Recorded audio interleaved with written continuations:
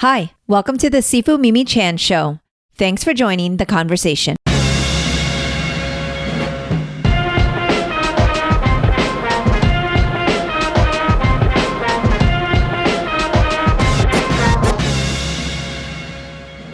What comes to mind when you hear Chip Zdarsky? I think funny. Most people might be thinking of the Eisner Award-winning comic creator, or about his work on Daredevil, Batman, Spiderman, and Sex Criminals. Chip was so kind to take time out of his very busy schedule to discuss all of the incredible projects he's currently working on. He shares the inspiration behind his newest series, Public Domain, and his decision to write, illustrate, and letter. Warning, there is a small spoiler alert for issue number 1 if you haven't read it yet. I am loving his CHIPCLASS videos where he gives writing advice and comedic sketches. I highly recommend it. Beyond comics, Chip and I discuss soap operas, pseudonyms, and the creative process. For those of you that don't know who Chip Zdarsky is, he is an award-interested comic creator who has written or illustrated some of the most popular characters in the world. But is he rich? No. Check out his latest book, Public Domain, from Image Comics. You can follow Chip on social media, but also his Substack, where he writes a very entertaining newsletter. My favor, as usual, is to please continue to share this podcast with others. It would mean so much if you would also rate it and leave me some feedback. If you would like to help keep this podcast going and support the work I do, visit my website or patreon.com/SifuMimiChan to become a patron of the show. For comments or suggestions, reach out on social media at SifuMimiChan. Now, on with the show. Hello, Chip. Thanks so much for joining me on the podcast. Yeah, thanks for having me.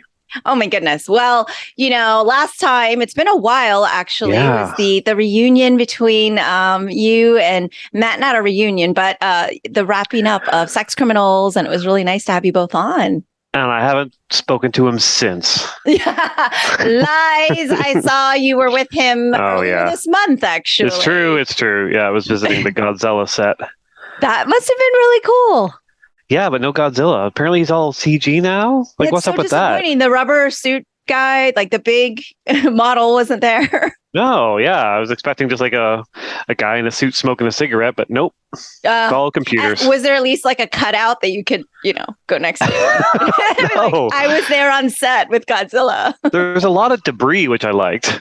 Like they built all this debris. I'm like, that's cool because like it's clearly been destroyed by, I'm assuming, a Godzilla. I didn't ask for spoilers. So the effects of Godzilla were felt on set. Of course. Yeah. I know. I can imagine like back in the day going to like the Godzilla sets must have been just like really insane. And then now it's like, you want to see Godzilla? Come over here. Look at this monitor. Yeah, exactly. Yeah. But back then it's like you're walking through these tiny cities. Mm-hmm. Like it'd be so cool. Oh, well. Yes, definitely. Because then you would feel like Godzilla. Yeah, which is all I've ever wanted. And how is our good friend Matt? Good. I mean, it's stressful. Like it was stressful being there and just watching how much work goes into a production like that. Yeah. And Matt's like, he's not in charge, but he's kind of in charge, And so he's just, from the moment he gets up to the moment he goes to bed, it's just like he's all about that project. Mm-hmm. So like it was exhausting actually just kind of following him around, and I wasn't doing anything, and even still I was like, oh my God, this is a lot of work. Weird. Well, you're so empathetic, and so it's just that's got to be it. But it was like, wow, this is a lot of work. I'm out of here. Fuck it. Bye. My empathy extends only so far. Oh, gosh, not at all. Well, I have to say, I reached out, one, because obviously you are doing so many incredible things in the comics world. And again, this is actually not a comics podcast, but because I love comics, I happen to talk to a lot of amazing creators like yourself. I'm like, how can I selfishly, talk to the people I want to talk to? I'll have a podcast. And brilliant. Yeah. But essentially, I am like loving your CHIPCLASS, and I was like, I'm just gonna have to reach out now and just ask him like, what's going on? How did this come to be? And because I know a bit about production, and it's work. I know that you are. Yeah, a lot of work actually. Yeah, it's funny because it kind of came about because like I started my newsletter at Substack, and I got this deal through them. It was like a grant program, and a bunch of other comic creators got the same thing.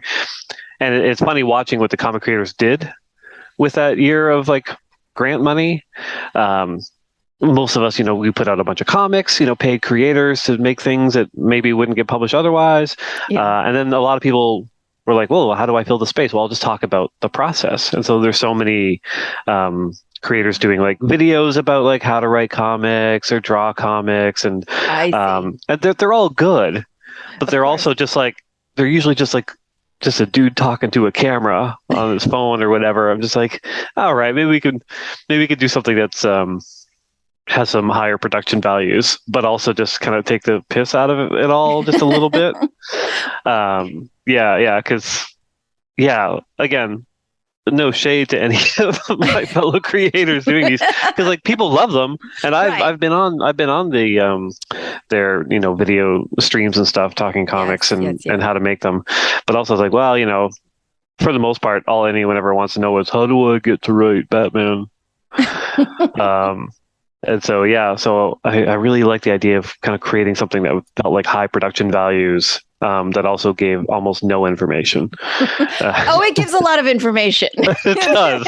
Maybe not the right information, but it's somehow in there. There's also like weird nuggets of truth, which is always my favorite kind of jokes. Yeah. So you tend to be very satirical, but like to the nth degree. But there's, like you said, at the bare bones of it, there is truth. It's just you have a very fun way of presenting things. I love that in the Substack. I love that in these videos, and it's got to be fun, and like you said, there's different variances of ways to learn, and but I was like, wow, this is an investment, because I was like, this is high production. Yeah, it was a lot of work. Back in the day, I used to work for a newspaper, and as with all newspapers 10 years ago, the mandate was we got to pivot to video. Like everyone's just like, oh, video. So I'm like, well, all right, I'll do that. And so I started to do a series for the finance section of the paper called Finance Sense, in which I played a character named Todd Diamond, who was giving you financial advice, but he's clearly down on his luck. Like his life is a wreck and he clearly doesn't have any money. So I did a bunch of those for the paper, and I love doing them. Like just very similar to CHIPCLASS, where you just kind of like stare at the camera and like kind of look a little bit sad and stumble over your words. And it was one of the most kind of fun things I did at the newspaper that didn't help anyone, and I wanted to kind of continue that here, because I also realized like making comics is like, on one hand it's fun, because, hey, look at me, I'm making comics. But on the other, it's monotonous. Like there's not a lot of variety in my day. Like I wake up, I sit down, I answer emails, I write, I send it in, I start on the next one. Like it's just kind of, it's a very solitary kind of life. And so I miss kind of doing like big, dumb stunt things with friends. And luckily for the Chip Classic, a buddy of mine in Toronto works for an ad agency, as a commercial director, and so he basically snuck us all into his office.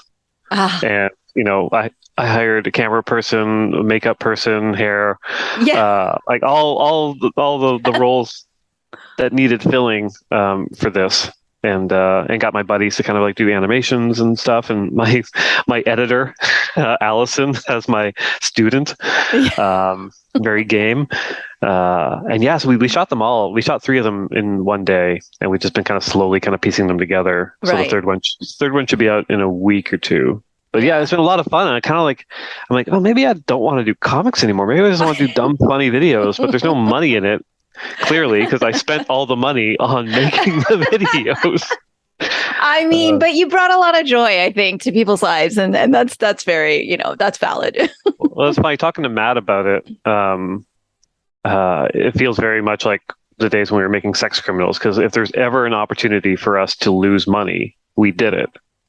Like as long as it was funny, we would do it, and we would just lose money all over the place doing these dumb stunts. And it's like, okay, well, at least we had fun. So I'm happy about that part.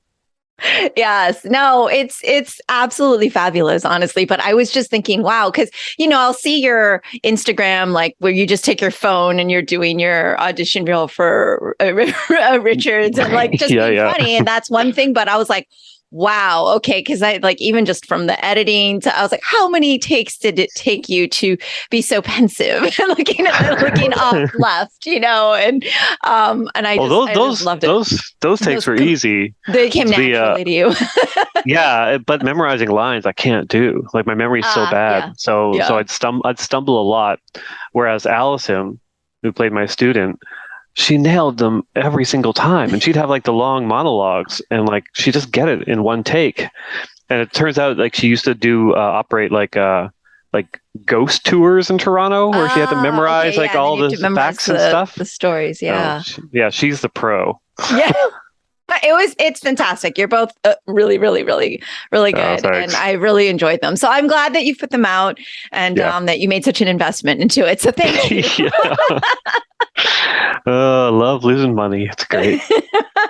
Well, I mean, like I said, I noticed that you typically do take things to like the nth degree. Yeah. That's kind of your style. And this is only my second time talking to you, but I guess it's like all of Matt's like world of friends. I always feel like, I kind of feel like I know Chip because I feel like I know Matt pretty well. And and then we had such a really nice conversation with Sex Criminals. And it's funny though, because I think, oh my gosh, you always put out these ideas. And I wonder, like, are there ideas you're like, oh, even this would be too crazy for comics or video? Or no, I mean, nope, that's pretty much, I'm going to go all in all the time. Only because of my age. I get more tired quickly, and my body can't handle things. Like humor for me is always either in the far extreme, like the comedic pause that lasts like an hour kind of thing, or or spending too much money on a video, or in the subtle moments. And so every once in a while, like I had one the other day, like a buddy of mine was doing. Do you know what Whatnot is? Whatnot? Mm-mm. Yeah, it's like a service where you can do live art and people bid on it in live time, real time. Oh, okay. And so I've had some comic artist friends who've been doing that and been doing quite well. Like, just do a sketch of Spider-Man for like 10 minutes, and like people bid in a frenzy and they buy it for like $500. I'm just like, oh, okay, wow, that's cool. But then I had the thought, I'm just like, what if I did a 24-hour Whatnot? Where I just went through my studio and I just pulled out every old comic and I just signed them all and auctioned everything off in my life. And like, I'd be like sleeping and there'd be a guy like watching me while I slept. And then I'd get up, I go to the washroom, and it's all be live on a GoPro. And I started talking this through with a buddy, and I'm just like, oh, that'd be so fun, be so funny. But I'm like, but I can't. Like I'm an adult. I can't do 24 hours. Like I could do it maybe 10 years ago, but now it's that would kill me. So the restrictions tend to just be about I'm just getting too old to do a lot of the dumb things. It's sad. Oh, well, I feel like you'll find a way though, like, to do a version of that in the sense, maybe not for the 24 hours, but yeah. It's funny. It's funny when it's 24 hours. I was telling my buddy, he's like, oh, so like 8 hours of that or whatever. I'm like, no, 24 hours. Like there'd be a live feed of me sleeping, cooking. Right. But I would like auction off the spatula at the end. I'd sign it and like. Right. Yeah. Yeah. My wife would show up in frame once in a while being upset at me. I don't know. Yeah. It'd be good. I can see it. Yeah. Do you because I do find you, like, I always tell you, you're so funny, and I'm sure everyone tells you that, whatever. But like, do you find, because your brain kind of goes through these, like, I guess almost like sketches in your head all the time, but do you find like those are where your ideas come from, or do you draw inspiration from like the world, or do you just literally go, no, I'm writing Batman and let me like just Batman mode? A lot of it is like whatever can distract me from writing Batman. Okay. But it almost all happens through just chatting with friends. Like you just chat with a buddy, and then like all of a sudden just this idea that's kind of a half joke starts, and then you're just like, oh, it's like stuck in my head, and like if I don't do it. I years ago, before Sex Criminals, I had one of those where I had an idea just before bed of like some dumb, like humorous kind of erotic story section. Mm-hmm. And I remember I was in bed, I was lying next to my wife, and then I sat up, and she's like, "What's going on?" I'm like, "I got to do something. I'm so sorry. I got to get up. I got to do this thing." And I just got up, went to the other room, wrote this dumb, funny kind of erotic excerpt, and posted it online, and then came back to bed. Like, it's just like something like that. Just like I've got to do this. And then it went viral, and it became the kind of thing where I was invited out to like fucking Hollywood to like pitch animated shows based on that. I'm just like, what? Like, oh my god, it's a weird thing. And my wife has said to me before, it's like I'm in a boat and I'm fishing, but I've got like 30 rods and I'm always kind of throwing them out. I just have another idea to throw this out here, throw this out there, and like almost none of them catch anything. Like, it's just like a dumb one-off. And once in a while something will, and it'll just seem like, oh my god, like I can't believe I did this thing, and it hit. So yeah, it's that kind of impulse, which I resist the impulse more now, again, as I'm older, just because of time. You're like, I'm not getting out of bed. I'm tired. Basically, yeah.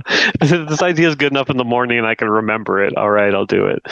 But yeah.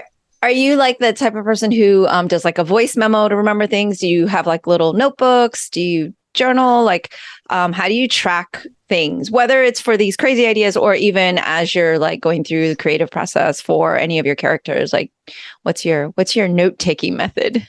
Yeah, I mean, it's a mixture. It's whatever I have on hand. Like, I always try to have like a book with a pen, but I always lose the pen or the book, so it's useless.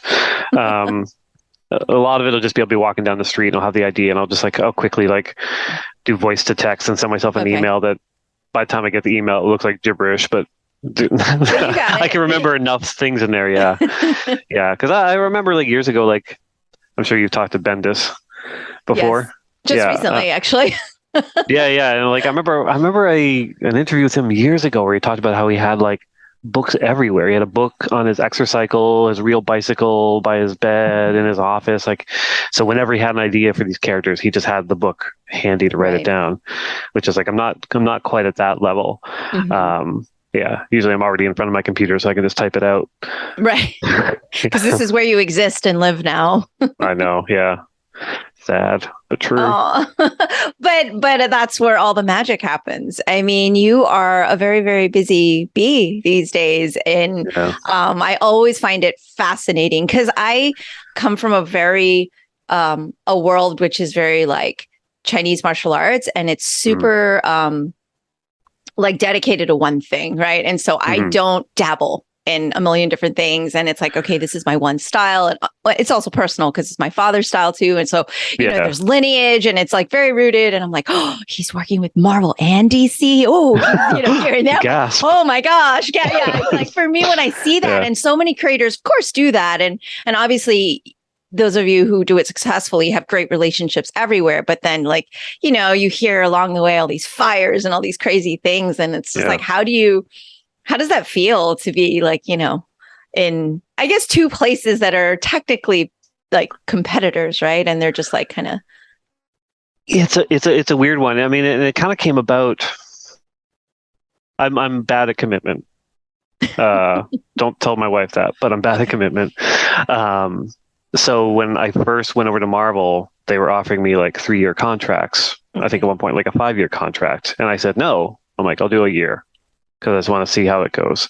And at the end of a year, I kind of renegotiate for another year. I've always been year to year with them, because I'm doing some of the other things. At the time, I was drawing Sex Criminals, which was like a full-time job, and like doing my own thing. So I never kind of went full in with Marvel. And then the last time we kind of negotiated, I was feeling pretty burnt out, and so I just quoted like an outrageous price. Like, I'm worth this much money if you want me to be exclusive for a year. Right. And they're like, you are not worth that much money. And I'm like, well, that's fair. But if you want me to keep working, we need a contract of some sort. So we settled for like a lower price, but I became non-exclusive, which I don't know too many people that have had that kind of opportunity at Marvel, where, you know, you get paid okay, but also you're non-exclusive. And so what happened immediately after that is the pandemic hit. Right. And Marvel stopped making comics for a little while.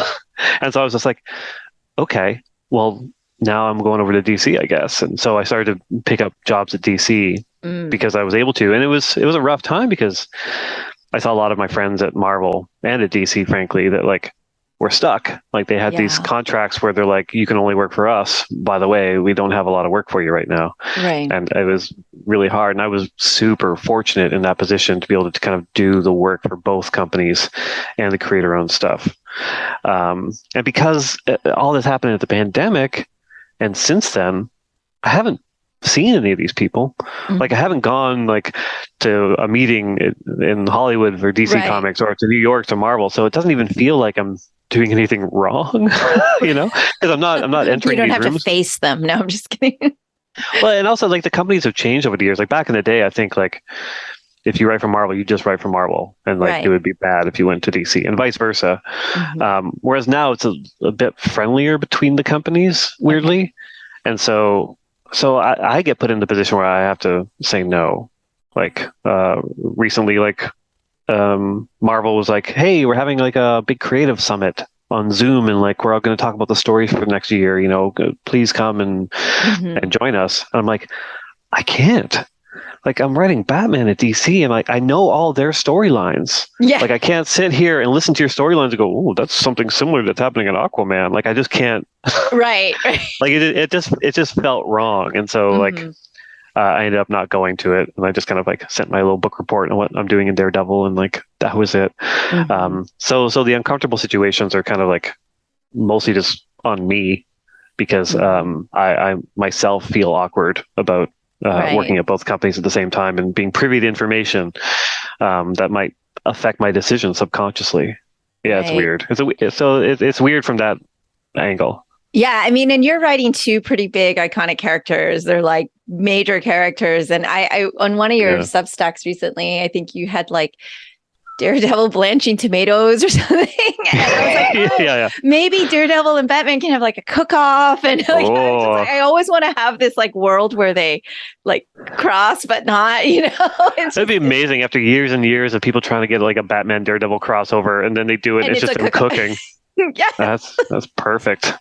Well, you're just being around you and like talking to you when I saw it. I know. Like, ooh, this would be so cool. And I was like, would it though? I think fans would be pissed. Oh, I mean, I think they'd actually love it. Whenever I make a joke about like, oh, I'm just gonna do like 12 issues of Batman just chilling out with his Robins, people are just like, please do that. I'm like, I don't know.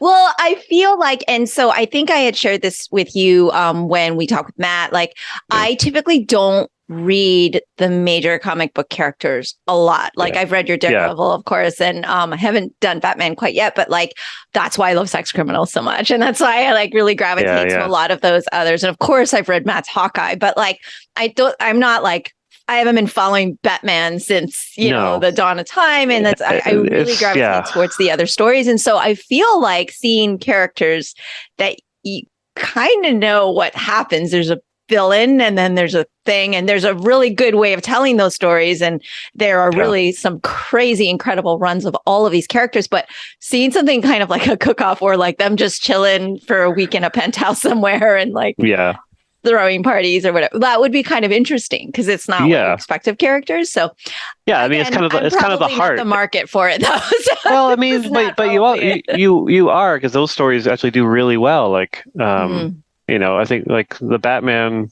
comics that run on Webtoons, which is kind of just all about like all the sidekicks and kind of their shenanigans. Yes, and, you know, yes, those are kind of fun. Like those do really, really well. And like, you know, you talk about Matt's Hawkeye, like that's the heart of that, right? It's like it's him in an apartment building. Yes. Like kind of trying to live his life with his dog. With his dog, yeah, exactly. Lucky. Yeah. So I mean, there's definitely an audience for it because I mean, I think that's Matt's biggest hit of his career, apart from Sex Criminals, which, you know, on paper shouldn't have been. Like it's like yes. Like I always talk about his career where it's like, oh yeah, Matt, like, you know, started off doing indie stuff and he got into Marvel and he did these small titles. And he got bigger and bigger. He's doing X-Men. He's doing the big events and he's absolutely miserable.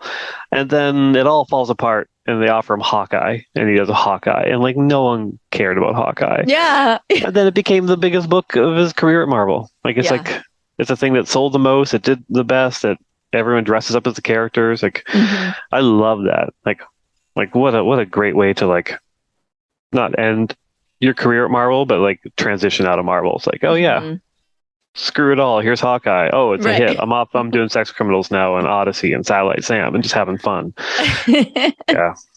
I love that. And I also really loved your whole Applebee's story. Oh God, yeah. And then, but more so, I loved the image of course, I always love the image of you and Matt, but like, of like writer of Hawkeye, and then you're like Slash, the guy who went around Applebee's. Brought you by.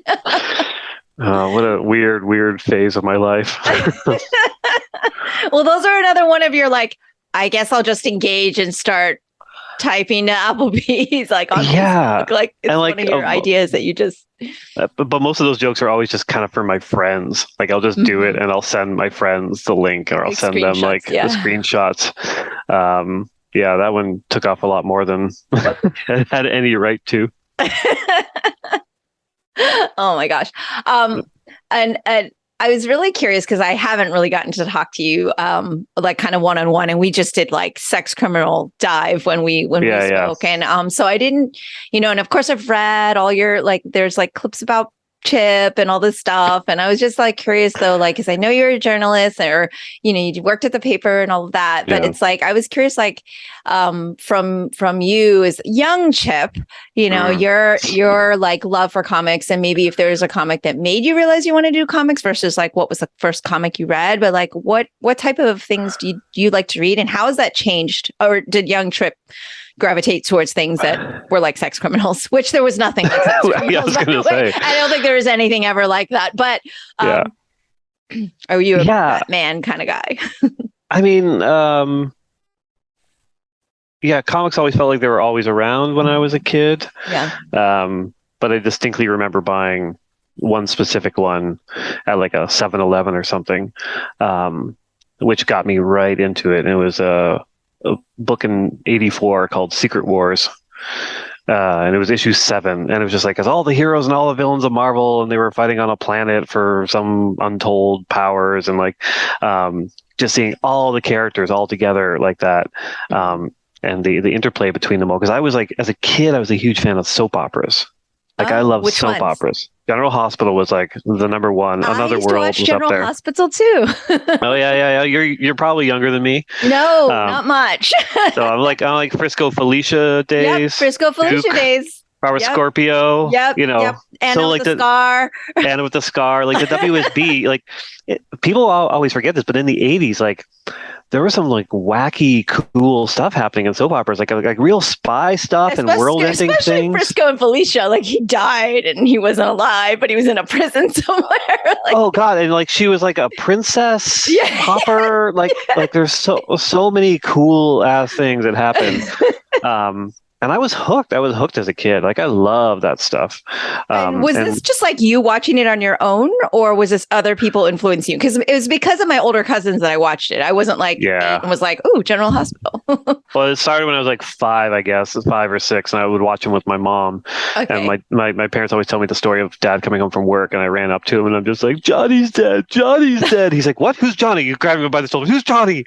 And Mom's like, oh, it's like a character on a soap opera, which I guess I forgot this part. It was like Ray Liotta's character on a soap opera. At that point, my dad was like, oh, maybe he shouldn't be watching these.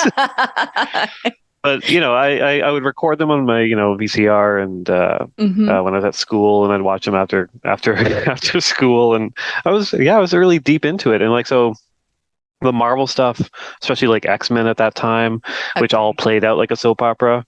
Because they were. I mean, it continued from like issue to issue to issue. And never ended. Never ended, just like soap operas. The main difference is soap opera characters age and comic characters right. really. So those are the ones that really like, that hooked me into the Marvel stuff when I was a kid. And I just bought all the Marvel books I could. At DC, there was a few things that I would pick up once in a while, like Flash and Batman were kind of my big ones. And then I never thought about it as an actual career because it just seemed too big. I would like, do my fan sketches, and I'd go to shows and I'd show creators, and, they pat me on the head and send me on my way. But yeah, once I got into college, I went to school for illustration, and the program basically kind of really kind of tried to beat comics out of you. Like a lot of us went into the program thinking we are going to be drawing comics, and they were just like, nope, no fantasy, no comics here. You are editorial illustrators, and you are fine artists. And yeah, and I went to the same schools like Jeff Lemire, Ramon Perez, Kagan McLeod, like, and all of us kind of had the same kind of thing where they're like, no, comics are bad. Comics and now bad. and now they invite us to go give lectures to the students about how comics are good. So, like on the other end of that, I just did illustration work, and all of us did, and we kind of did our own little comics on the side for fun. And really, it was always just like a weird little side gig where I'd, set up my shop at like a comic convention, sell my black and white zine style books, and that was kind of that was all I ever aspired to. Yeah. And then, so you did Sex go to Criminals conventions, and you did go to conventions pretty early on, like as a young and teenager, like, or not teenager. Like I was in my 20s, and I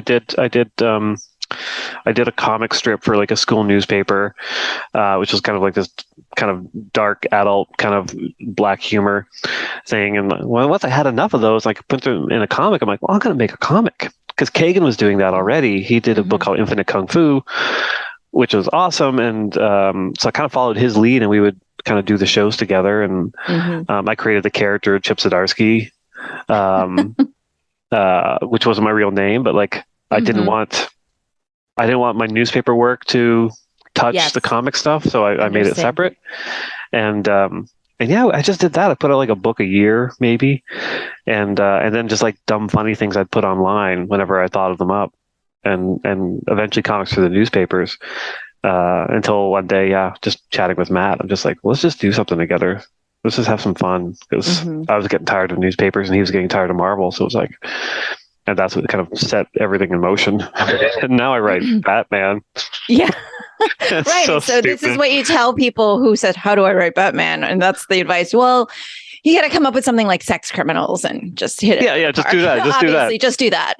Super easy. But it was like years and years of like the newspaper job helped so much, because with the newspaper, there were daily deadlines for that gig. So whether I'm writing something, drawing something, doing cartoons, doing videos, like you had to churn out stuff quickly.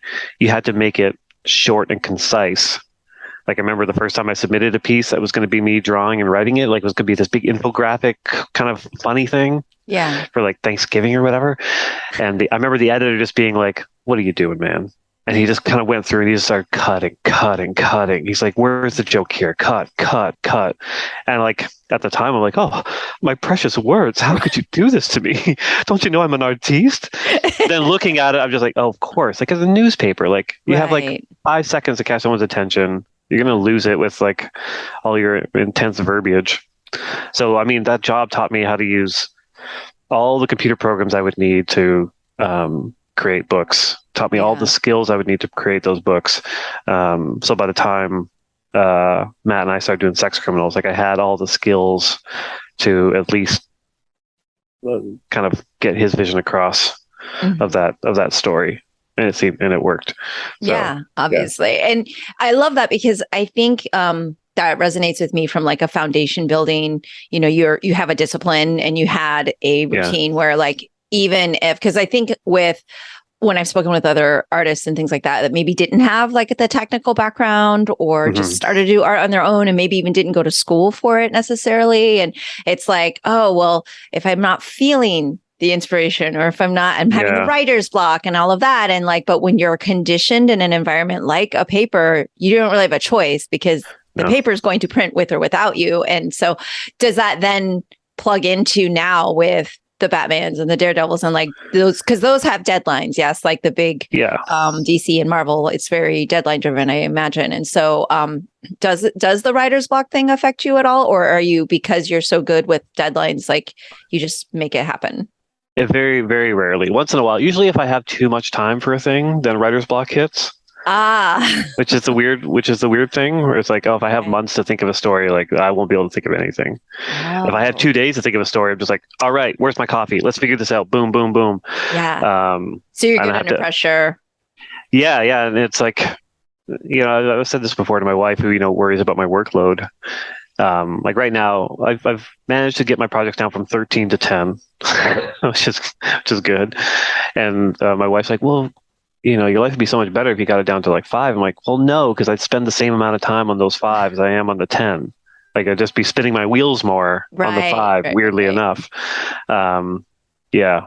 And also, the newspaper stuff also meant that I have trouble working in silence. Like I'm so used to writing in a room. With people kind of going around and making noise at like the pandemic. That was that was one of the really bad parts for me, which is like normally I would go to cafes to write.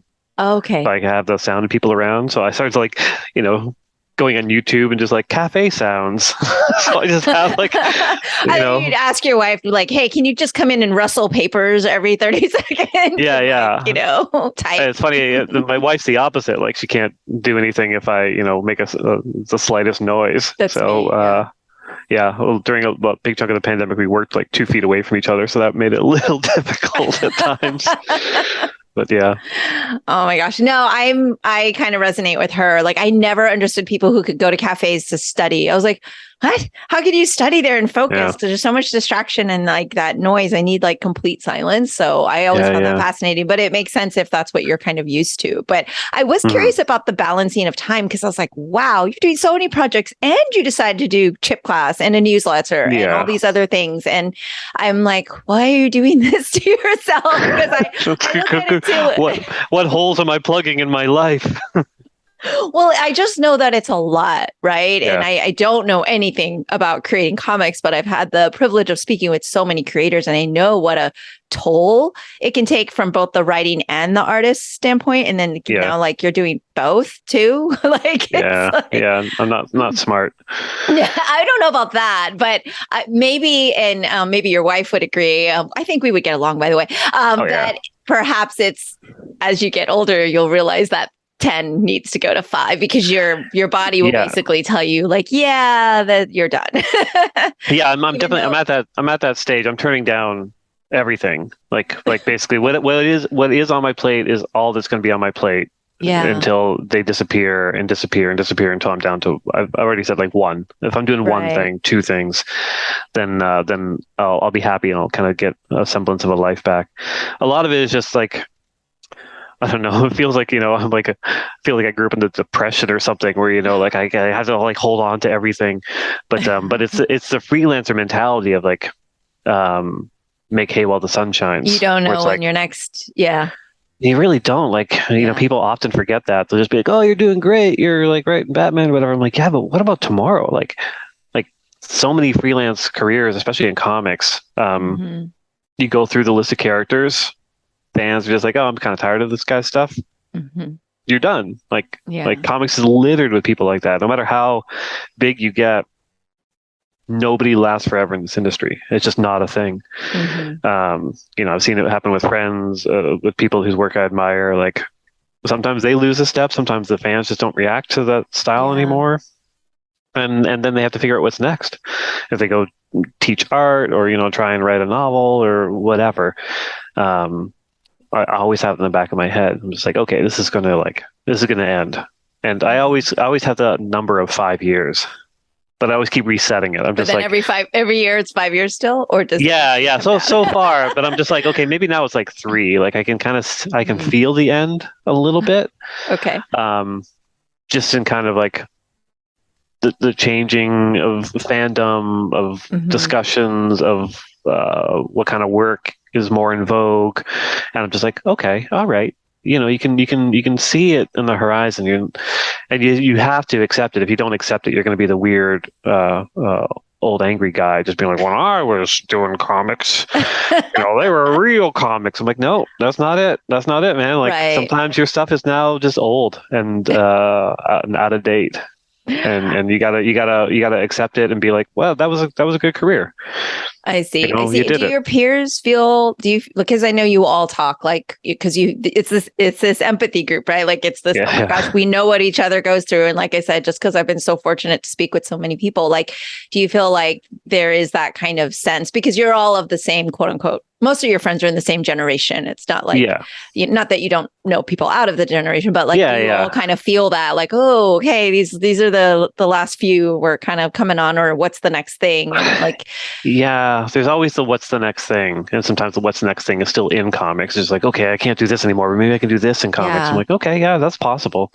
I think for the most part, the people I gravitate towards have a good understanding of their position in an industry at any given time. So yeah, I'm not too worried about like, you know, Matt or Kelly Sue or Kieran or Jamie or Ed. Like, you know, they'll be fine. Like they might have hurt feelings. Like I can see all of us having hurt feelings at some point when somebody's just like, oh, their stuff's so dated, you know. Oh, it makes me cringe like, a little. I know it's even it's it weird. Makes me feel dated too. Well, yeah, of course. You all, you know. But like you know, I have the thing now where you know if I run into like a fan or a reader and like they'll say something like, "Oh, I've been reading your stuff since I was a kid." I'm like, "What? I've only been doing this for a couple of years." But then you do the math, you're like, "Oh, yeah, like people have grown up with you, right?" Yeah, like one of my favorite things before the pandemic, going to shows, was like adults talking about how they used to read Sex Criminals in high school and they traded with their friends and they like, you know, it was the secret bad book they weren't supposed to read. I'm just like, you're an adult, like you're a grown man with a full beard and you're telling me this. That's weird to me. But yeah, you have to accept it. And you have to understand that culture changes and things change and what's in favor is no longer in favor, and for good or bad. Like, you know, sometimes it'll be like a hot new thing. I'll be like, I don't get this at all. But I'm like, okay, well, it's not for me, so that's fine. Right. I'm not going to try and emulate it because I also don't want to be the old guy who's just like, you know, sitting in the chair backwards with a baseball cap on. Like, hey, kids, like the Steve Buscemi kind of meme from 30 Rock. What's up, fellow? We always say it's like you don't want to be like the 48-year-old in the nightclub with the 17, 18-year-olds and being like, yeah, I'm hip and like trying to like hang out with the teenagers. It's just like, that's not a good look. It's never a good look. Like it just, there's no way. Exactly. Yes, I feel you. Yeah. But you know, I feel like you also like, and the way that you see like Kelly Sue and Matt, they were doing other things as well and having so many creative outlets. And I think those of you like yourself who are so creative, you know, there's probably just going to be like CHIPCLASS 32 and, you know, we'll have God willing. We'll have so many versions of it. But I think you know, speaking to you more, and then of course, like reading your newsletter, it's really funny and you're funny and all that. But like you always say things like, well, everyone who knows me knows I hate this or I hate this person. And you know, this is my nemesis. And but I feel like there's a lot of gratitude there for like, I know that this is a moment in my career where I'm doing all these amazing things that like people are looking up to me. And like you're kind of, I guess I do this when I coach and teach, like I'm saying things to myself versus like just for the students. And I feel like maybe that's like kind of a bit of your tone. A lot of it is very much like, I'm very grateful for what's happening right now, but you know, I know this is whatever. But I really like, I love to hear about all my creator friends and their nemesises. Yeah. I mean, a lot of that is, and it's a hard balance to strike. Like when I was starting out, I'm playing a character, like, you know, Steve Murray's my real name. Chip Zdarsky was a character I created who's like a sad sack. Like his whole backstory was a sad sack. When I worked at the student press, like I interviewed Chip Zdarsky, like Steve Murray interviews Chip Zdarsky about his comics. And it was just like a sad look into this like guy's weird basement life. And so for forever in comics, kind of working my way up, I played the sad sack. I'm just like, oh, I'm a loser, blah, blah, blah, blah, blah. And then one day I realized, oh, you can't do that. Like you've hit a point where it's just like, it doesn't even ring true. Like at one point I was going to do a stunt at a comic convention, where I was going to have a panel called Why I Should Write Batman. And it was going to be me giving a PowerPoint presentation about all of my ideas and and like basically trying to get the job of writing Batman, and that was going to be my Comic Con panel. And I submitted it, and they're like, "Oh yeah, this would be great." I'm like, "Yeah," and then I stopped and I was like, "I'm writing Spider-Man. Like, what am I doing? Like, I'm not." Like, it was very conceivable that I could end up writing Batman. It wasn't a joke. And now I am writing Batman. I know it's weird, but like, so I couldn't play that kind of like that fictional lovable loser thing forever. So like, it's definitely more. Once you start winning Eisners and being nominated all the time, and it's a weird thing to say that like, oh, poor Chip. I know I can't be like. Oh, geez, look at me. I'm so sad and I can't get anything done while, achieving a level of success, whether earned or not. I'm in the position. Right. That's hard. So like, a lot of comic creators like to kind of play along, and they'll poke fun at me and just like, oh, I can't believe Chip's writing Batman. What's this world coming to? And none of that's mean-spirited, and me taking these weird kind of, comical pot shots is also not mean-spirited. It's just me trying to maintain a weird outsider status of like, I'm the lucky loser that keeps tripping into success somehow. It's always a lot of fun though to hear about it too, because like I talked to Brian Cavon, and he was like, Erd Brubaker, and he just like, it's so funny, and he goes, Brian is like, oh, there's nobody in comics that deserves success more than Brian. But also, I love his attitude about everything. I remember the first time I met him was at like an Image Comics expo, and the Saga at that point, it was already huge. It was massive. Yeah. And he's just so quiet and unassuming and just really kind. And I remember telling him, I was like, oh yeah, I was in a comic shop, and I picked up the Saga hardcover, like the big hardcover. It was like the one with like the image of the girl breastfeeding, and on the back there was nothing. There was no text on the back. This thing was like seal wrapped, no text on it except for his name, Fiona's name, and the word Saga. No description, nothing. And I remember saying to him, like, I saw that in the comic shop, and I was like, that's such a fucking baller move to just be like, no, this is Saga. You don't know what it is? Buy it. Buy it and find out. I'm not here to sell it to you. And I remember he just went like, oh yeah, it came time to write the stuff on the back, and I'm just so bad at it, and I just didn't know what to do, so we just left it blank. I'm just like, what? I love it. It's not even a conscious choice to be fucking badass. He's just like the coolest guy making the coolest thing. He's just like, oh, I've really struggled with that, so we just left it blank. I love it. That was one of the funniest things I've ever heard. Yeah, he's so great. Him and Fiona are just like what a power duo. Yes. There in comics. Like they're just amazing. Yes. No, agreed. I think it's just always so much fun, because then I know whenever you have a nemesis or whatever, it means you're probably one really good friends or, like that. But like, I think one of my favorite things is your peer reviews of public domain. That is, I was like, I told my husband Oscar, I'm like, please just sit here and read this with me. Please watch CHIPCLASS. I'm like making these things, and he loves comics, so this is not like a fun. Okay, so it's not a hard sell. He's not on social media, but so that's why I'm smart. Like, okay, look at that. Yeah, look at this, and but yeah, I think was it Jonathan Hickman? I'm trying to remember now. The one that's just like, no. That would be Jonathan, which is probably that was one of my favorites. That's probably the closest to the truth ones. No. That was like my favorite for sure. I was like, yes, so funny. I ran them by everyone too, just so they didn't come out of nowhere and make them look like dicks. But yeah. But again, it was just too much fun to not do it. So talk to me about public domain. No. I'm so bad at selling things. So public domain is the book that I am writing and drawing and coloring and lettering and designing at Image.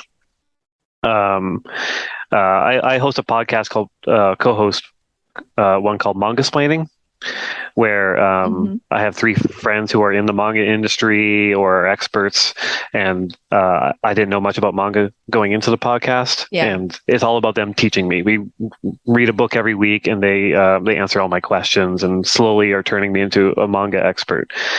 But during the process, I really noticed that like so much manga outside of like kind of the, the big hit kind of genre stuff is specifically about things that the creator just wants to write about. Like there'd be one just about jazz, the one about like radio DJs, one about cooking. Like they're very specific. Ping pong, like of all things. Okay. And I just love, because there's not a lot of that in kind of North American comics where you just kind of like, well, I'm interested in this subject, so I'm just going to make a comic about it. It's mostly just like, well, what's going to sell? Is it vampires? Is it superheroes? Is it future stuff, fantasy?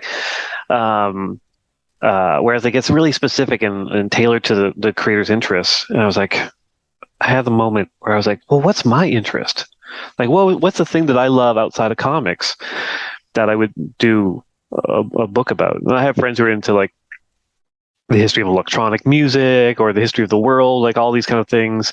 And then I had the sad realization that all I really am interested in is comics. so I'm like, oh God, I guess but I'm really into the history of comics and like the behind the scenes stuff. And so I'm like, I guess I'm doing a comic about that. And then I kind of dug in, and so Public Domain is about a family where the dad was responsible for co-creating the world's kind of biggest superhero character, which is in all the movies and TV shows and stuff. And as these stories often go, he doesn't own it. Like he lives a decent life, but he was the artist, so he doesn't get the credit he really deserves. And so his son really feels strongly that he's been ripped off. Right. And it's all about kind of the fight to get him acknowledged and to get his rights back. And then I'll spoil the initial twist. The twist at the end of the first issue is that he has the rights. He's always had the rights. He just didn't realize it. So it becomes a family drama about how much are you going to put into fighting for your creation? What are your responsibilities to your family, to the creation, how that intersects with kind of corporate culture, and it quickly kind of becomes a book about relationships, and business and comics, and What is the choice to do all aspects of it? Because I did that once with a documentary and I'm like, never again. Like I will kill myself first before I do that. Like I find like, oh my gosh, wow. What was it about that? Yeah. So the reason I did it, because it was about my father. So it was very personal to me. Yeah. And I didn't feel that an editor, because the thing I hate the most is the actual editing part. Like I'm like, if I could just have an editor that was like reading my mind and then it could just look like what I don't like the frame by frame stuff. And I'm all self-taught. So this is not my industry at all. This is not what I've done. Yeah. So I did it. And it was a lot and it took a lot out of me, but, and, I feel good about it. It did very well. It's, it's out there on Amazon and, we won awards, it was satisfying and gratifying. And it was for my father and his legacy. And it's there now in perpetuity, right? To be celebrating. And I did it that way because I felt very close to the story and that I had to tell it a certain way. So I narrated, edited, and I'm like, never again. And it just... And I see something like this where you have so much connectivity at your disposal. Whereas, of course, if you were just starting out, you don't know anyone. You're like, I guess I got to do it all. But I just feel like you have so much going on. Like that was kind of a big undertaking yet again. Yeah. I mean, like part of it is like after Sex Criminals, I, told myself never again. I'm never drawing a book again. Like it's just too much work. But as time goes on. I remember you said that. As time goes on, I also recognize that comic artists especially have what I probably called it on the podcast last time, short-term emotional memory, where we forget the feeling. Like I forget the feeling of how hard it was to draw that issue in that time frame. And then by the time another script showed up from Matt, I'd be like, oh, this is fun. I can't wait to draw this. And at the end, I'm just like, never again. But like, it just kind of keeps going. And so I definitely hit the point where I was like, I knew I wanted to write and draw a book again. And a lot of it's just kind of like, it's been so long since I've had full control over something. Okay. Like working with Matt was great. Obviously, but also it wasn't fully mine. And while I enjoyed the kind of the back and forth with Matt, it's like, oh yeah, like I would do this differently, or I would do that differently, not better, but differently. Just the and you're trying process, and you're trying to like And I was always so worried about stepping on his toes. Like if he called for a specific angle or whatever of the drawing and I felt it didn't work, like I would spiral. I'd just be like, oh, how am I gonna tell him I need to change this slightly? Yeah. And then I'd build up the courage and I'd tell him, he'd be like, oh, what? I don't even remember that. Yeah, of course. Like, because as an artist, you live with it longer than the writer does. Right, of course. Matt would write those scripts in like a few days, and I would spend like a month and a half drawing it 8 hours a day. So for me, it's just like, oh my God, like I'm right into this. So the idea of just kind of having more freedom on it, being able to decide at the last second, like, oh, I'm going to delete this panel. Yeah, I don't need this. Or, oh, I need to make this bigger. Oh, I need to cut all the text, add more text, whatever. Like, all those decisions, the fact that they felt really good. So yeah, it's not smart because it takes a long time to draw. Like drawing the book is like a full-time job on top of writing the 9 other books.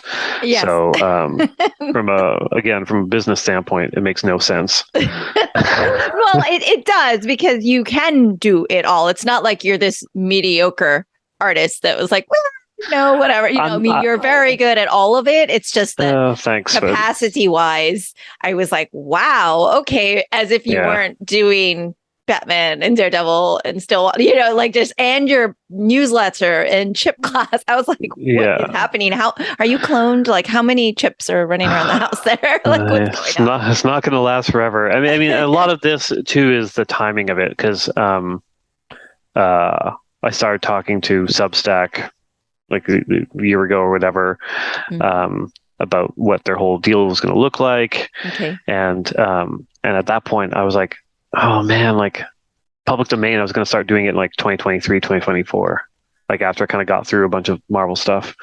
But when they made that offer, I'm just like, well, of course I have to anchor it with something that I'm writing and drawing. Like, oh, this is me back to drawing, like come and check out my comic. So that accelerated that timetable a lot during a period where I was already too busy. And then I got offered Batman. And so I was like, oh, and like the first call I had with DC where it was the editor-in-chief and the editor, and they're like, hey, we want to jump on a Zoom call with you. Do you have time? I'm like, yeah, of course. I remember turning to my wife and I was like, they're going to offer me Batman. I just know it. And I don't know what to do. I can't refuse. I know. And I almost started crying, and she's like, just go with your instinct. You can't take on more work. You know that. I'm like, I know.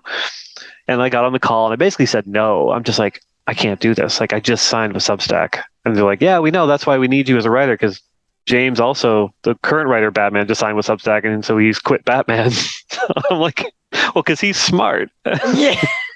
And so, ultimately it came down to the fact that like it was too much of an opportunity, and it's a character I love, and I had the story in mind, so I was just like, well, I've got to do it.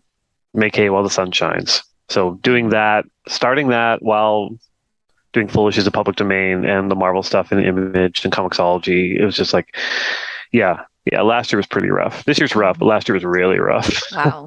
Yeah. I know. I'm watching it all. I'm going, wow, okay. Yeah. I mean, and now, but do you feel a little bit over that hump? Like you're on is it issue 5 of public domain, or are we on? Yeah. 5? So issue 5's done, which means I'm starting work on the second arc. So there's a break between the two, but I'm not as far ahead as I'd like to be. Like I'm in the middle of writing it right now, and it's like, okay, got to come back. If I leave it too long, I'm going to lose readers, and I'm not super concerned about that aspect because I've been making it for my Substack, and Substack kind of basically paid for it. So like anything, even if I'm like, as long as I'm not losing money on it, I'll still keep making it. Yeah. But yeah, like the Batman stuff has been going smoothly, thank God. Okay. The Marvel stuff is like, we're in a bit of a wind down phase. So it's like, okay, I can Stillwater, I've got a couple more issues and it's out the door. Yes. Kaptara, I've got one more issue. It's out the door. I just have a feeling like the next time I talk to you, so I picked up these 2 other things because I can't. I can't. I turned down my dream jobs from Marvel. Oh. I turned down three titles that were my dream titles from Marvel last year, and at that point I realized, oh yeah, okay, you're done. Like when you start turning those down, it's like that's a sign that you need to take a break. Okay. Well, and they may represent themselves anyway. You never know, right? Yeah, they may, and if they don't, it's okay. Like I've had a good run, and I don't know whatever the next thing is going to be beyond this. If it's just me making little comics for myself or what, but yeah, it's a funny life, and again, like knowing when to step off the stage and knowing when your time is kind of done. It's just like I think that's kind of an important thing.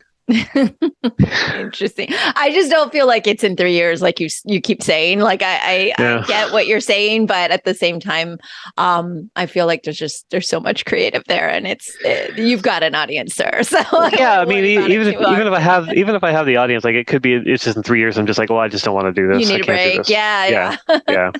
100%. I know you've got to go soon, so I just had a question about the whole like. When I started this podcast, I also separated from quote unquote Sifu Mimi-chan because I was like, oh, I have to be a different person because I'm going to talk politics and I'm also going to be telling people how I really feel about stuff and and I'm this person and I'm a professional over here. But I mean, I didn't go as deep as actually getting a real pseudonym and changing my name because I highly recommend it. Kind of know. But I was curious, like, how does that really work? Because originally you said you created this character, right? And then now like you've really become that character, or do like your close friends all call you Steven? Or because I hear a lot of people call you Chip, and then like I don't know, like how does that work? It's very strange, and it's gone through different kind of highs and lows over the year. So like when I first started doing the Chip stuff, it was a full-on character. Like I had a cowboy hat and fake glasses. I do comic conventions. Of course you did. And it was a secret from most people, really. But then what happened is I started to do more work at the newspaper as like a columnist and started to have a name for myself. And so I was only online as Chip, and then all of a sudden I had to be online as Steve for the paper. And I became more known in Toronto and Canada as Steve Murray because I was like a national columnist. Like I wrote an advice column. I did like stunts. I ran for mayor, like all these like weird little things where I'd be recognized around the city as Steve. Mm-hmm. and then off to the side, I just had a secret life doing comics as Chip. Superhero. And then somebody wrote a story about the studio I was in, and they kind of outed me a little bit. Like they were just like, Chip Zdarsky, who also works for the newspaper, is Steve Murray. I was like, fuck, they knew I didn't want that, but they did it anyways. And I discovered at the next comic convention I did as Chip, people who I kind of casually knew as Chip just start calling me Steve. Oh, okay. Like to prove that they knew me in a weird way. Like it was really off-putting. I was like, fucker, like you've known me as Chip for 5 years now. You called me Chip. Yeah. And now you're just like, I find it hard to call you Chip now that I read that your name is Steve. Like, that's not how that goes. So I remember being upset about it back in the day. Yeah. And so the Chip stuff kind of got really quiet, and the Steve stuff kind of took off, and then Sex Criminals happened, and the reverse happened. Yeah. And it hit a weird point where I did San Diego Comic-Con, maybe it was 6-7 years ago. And I was allowed to bring a guest. So I brought my brother, who's like a big nerd. And at one point, we were at the show, and he was talking to somebody about 20 feet away from me while I was sketching and signing. And he turned to get my attention, and he kept going like, Steve. And my head didn't move. Yeah. And then he went, Chip. And then my head looked up because it was context based. It's like if I'm at a comic convention, right, I don't even respond to the name Steve. I'm just like, it's like a totally different thing. Yeah. Whereas if like I'm hanging out with my family and friends and I hear someone say Chip, I'm like, I probably wouldn't look up because that's not me in that moment. Okay. So it's weird. Like my wife refuses to call me Chip anywhere. Absolutely. Like she helped me at some comic conventions when things were kind of spiraling out of control. Okay. She'd show up and she'd help like sell stuff and manage lines and everything. And those were the periods where she had to call me Chip, or else people would be confused. And it was like, I could see it broke her brain a little bit. And some people call her Mrs. Zdarsky, and that would really set her off. Like, no, I'm not married to Chip Zdarsky. He's a loser. that cowboy wearing tool. Yeah. No, please, no. So yeah, it's all context. Fascinating to me. It's very weird, and it's all context based, and like the lines blurred because it used to be I give interviews as Chip, and they'd just be like full on fictions, absolute jokes the whole time. Right. And now it's like I'm doing this as Chip, in which I'm talking like genuinely about things, and it's like that took a while to get used to, but you can't just be the goofball forever if you're building something. It's weird. Yeah. No, I just thank you for answering, because I just was like, how does that even work? Because I know a lot of authors, writers, and for novels have pseudonyms, but then it's not like they show up as that. I don't know. I don't even know. I don't know how any of it works. I recommend it to almost everyone now. Especially with the rise in kind of online hate and doxing and horrible stuff. I've said that before to Marvel, like, when you bring in new staff, whether it be an assistant editor or whoever, the first day should be like, okay, what's your new name? Yeah, I mean, I feel like I missed that chance, because I know it's hard, and like everybody kind of knows me now as who I am, and now I missed that chance, and I didn't really go too extreme. I just dropped my professional title and I just put it back in, because I'm like, now I'm like, just fuck it. Like, I want everyone to know that this person hates these people and feels this way, and I'm like simple, social justice, and I'm like, that's it. We're going all in. Now it's over. Like, I just dropped everything, but. Oh my gosh. Like, I was like, oh man, I missed a window, but I don't know if it would have worked for me anyway. Yeah. That's the thing. It's, I don't think it necessarily works for everyone, but I do recommend it to anyone, especially going into, right. when you're starting out in the creative industry to begin with. It's really good. Not that I'm famous or people know me, but I feel like people already know me enough of me. And also, I think it helps your ego a bit too. Like, like the Chip Zdarsky, in quotes, successes aren't my successes. They're kind of a character success. So it kind of keeps me a little bit kind of level. Grounded. Okay. Especially when your wife does a good job of that anyway. Well, yeah, and that helps. Like, the fact that, when I go in and talk to my wife, like, she thinks my job's ridiculous, and she's right. Like, there's one point where I remember going into the house, and I was so upset. I was just like, oh, God damn it. I just got the phone with like the spider office, and I can't fucking use Doctor Strange because he's at the other end of the multiverse. And she's just like, can you hear yourself? Like, that's not a problem. That's one of the stupidest things I've ever heard. I'm like, okay, yeah, you're right. But also it deflects the negativity too. Like, if someone thinks Chip Zdarsky's a fucking loser and I hate his stuff and I hate him, I take it less to heart, because I'm like, oh yeah, I hate that guy too. You take it less personal. It's true. Yeah. Wow. You kind of keep it as compartmentalized as a kind of this character. It's like, I get it. Yeah, that's fine.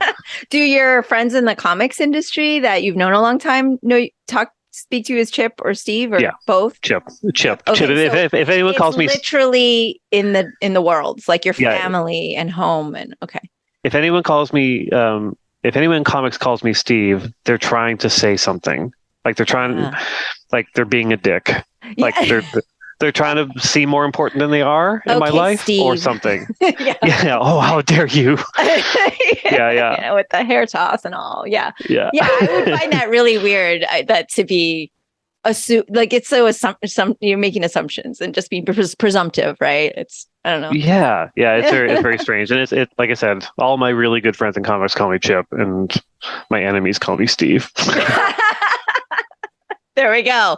And that's it. This is the title of this episode. It's like, is he Chip or Steve? Yeah. Oh God, no! Don't, please. Not at all. Well, I'm going to let you go, as otherwise we will definitely spiral in tangent, as there's a lot of things I do want to ask you that don't have to do with comics. Maybe next time. Part 2. There you go. And chit chat with me. But it's always a pleasure. And being as crazy busy as you are, I am just super grateful to have this conversation with you. So thanks for coming on and spending time and making me laugh and hanging out. Thanks for having me. All right. Until next time. That's all for today's episode. Thanks for listening to The Sifu Mimi Chan Show. Please subscribe and rate my podcast on your platform of choice and leave a review. You can become a patron of the show at patreon.com/SifuMimiChan to help keep this podcast going. Follow me and interact on social media at Sifu Mimi Chan on Instagram, Twitter, or Facebook.